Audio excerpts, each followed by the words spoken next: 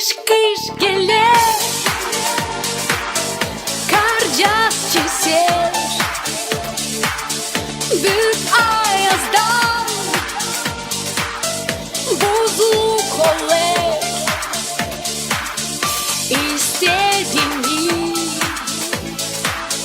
hızlı düşün. Yeni yılda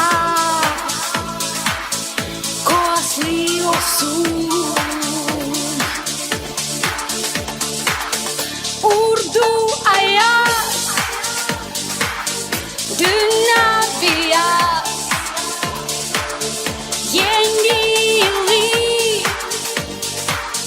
çok bekleriz biz. İstediğini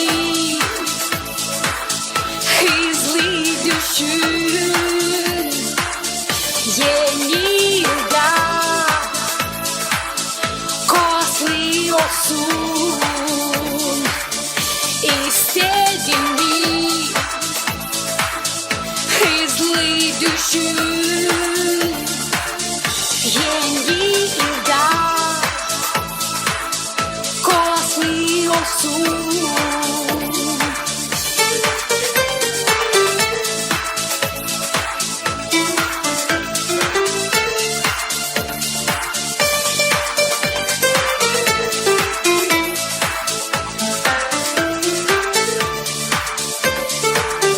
Karcas gelir, uşak sevinir. Bizden yolda izler kalır. Ana baba düşün düşünürler uşaklara. Bahşiş hazırlarlar. Yeni yılda